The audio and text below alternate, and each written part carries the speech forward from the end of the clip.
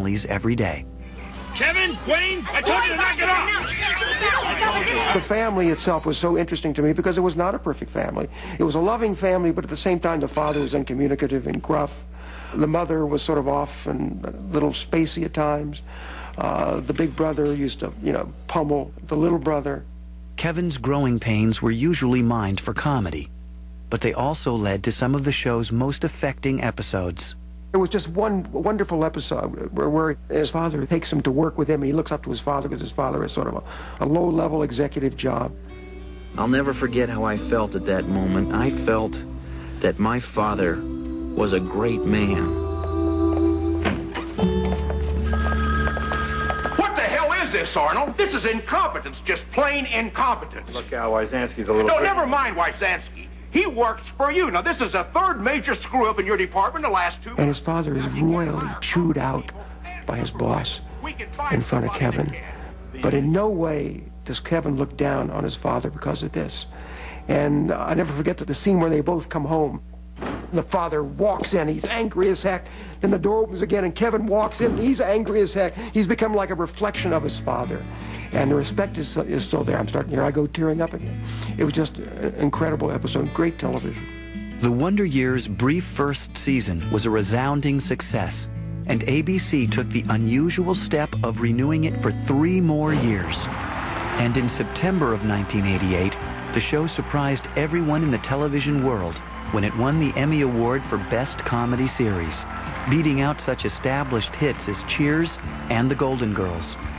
It was really, really exciting because we all went up as a family, and there was no question that it was just going to be one person. We were all going to go up and get the award. But the cast and crew's joy was short-lived. They were soon shocked by an unexpected decision and wondered if the show could survive a major creative change that was just around the corner. The Wonder Years began its second season as a critical darling with a devoted following. But halfway through that year, the series faced its first major crisis when creators Neil Marlins and Carol Black abruptly announced they were leaving for personal reasons that the intensely private couple kept to themselves. When I heard they were leaving, I was devastated and freaked because I was sure that was going to be it. Marlins and Black turned their creation over to writer and producer Bob Brush. The pair had been the show's main writers, so now Brush had no scripts and no time to catch up. It was a big responsibility. This was really a quite wonderful show, and we had a big changeover of staff. And that's when I brought over Ken Topolsky to line produce the show, who was a tremendous support. Met Bob for breakfast. He said, look, I need a producer, and I've got no scripts. You interested? I said, how bad is it? He goes, it's horrible. I said, great, sign me up. As he took charge of the show's scripts, Brush continued the storyline that dealt with Kevin's on-again, off-again romance with Winnie Cooper. There's no reason I can't talk to Winnie. We're still friends. All I have to do is go up to her and say, Winnie?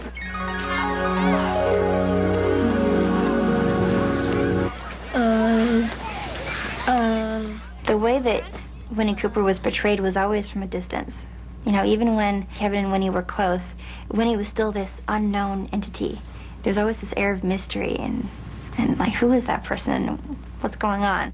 Well, did you show it to anybody? Show what? Well, the yearbook. You know what I wrote? You can just forget about it, okay? Because I didn't mean a word of it. And you can just rip out the page and throw it in the garbage because...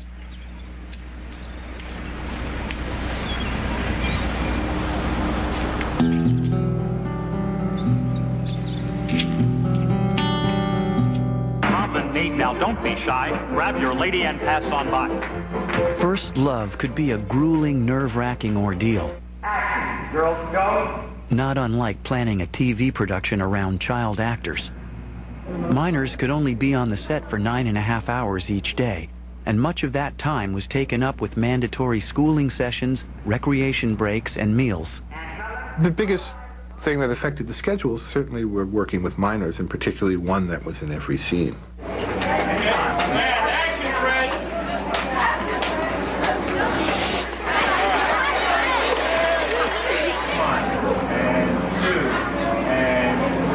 every minute's accounted for. So you'd go to the bathroom and like there'd be someone like, okay, he's in the bathroom for like, 45 seconds or 3 minutes if I had a lot to eat. As a kid, you want to goof off. You'd always try and escape and dodge. You have little hiding places around the stage. You could kind of get away from people, Even with the scheduling constraints, the producers made a point of giving the kids something resembling a normal childhood. That's my brother. That's my brother's best friend.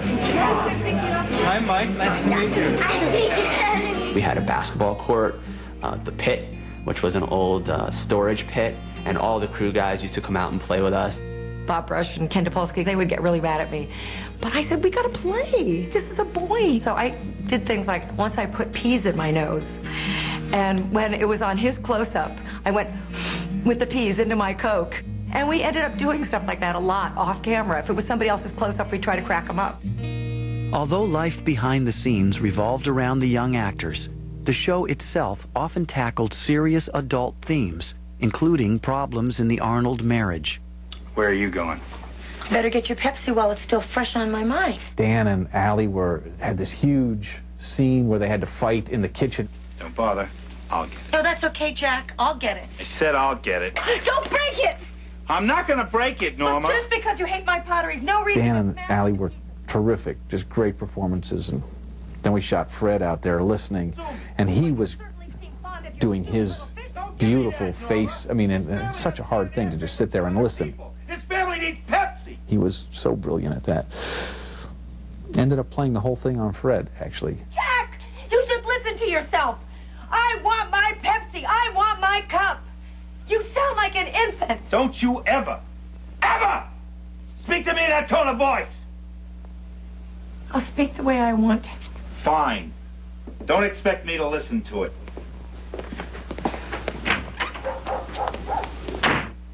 This is a comedy that didn't always have to be funny to be good. You could be watching and not necessarily laughing, but responding on an emotional level.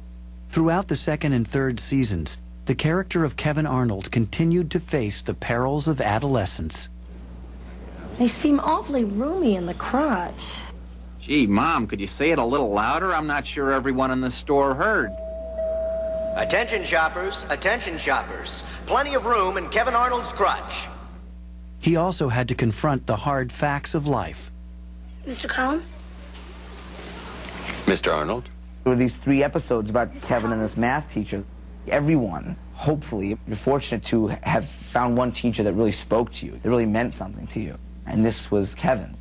The lowest common denominator. Every day after school, Mr. Collins and I met to accomplish the improbable. What law do we apply? The commutative law. Not in this case, the commutative. But it wasn't all hard work. There was something more. It was the man himself. Just X. I liked him. I was getting to know him, and he was getting to know me. Mr. Collins passed away this morning. That was around the same time my grandfather passed away, recently. And, it just was very special to me. I mean, I guess I brought my own personal, stuff to making that episode of, someone who really, this person who meant a lot to you who you lose.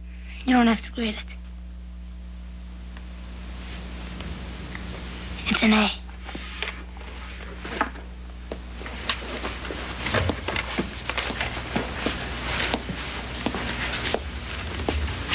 Mr. Arnold.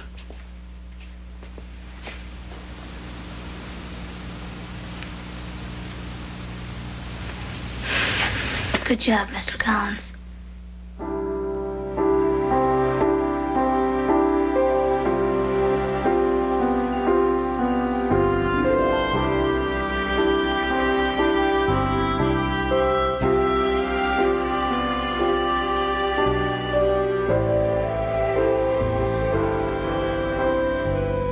The episode Goodbye earned Emmys for its director Michael Dinner and its writer Bob Brush, who had proved beyond a doubt that the right man was running the show. One of the wonderful things about the show was the fact that everybody involved with it was so dedicated to it. It was really a team effort from the work.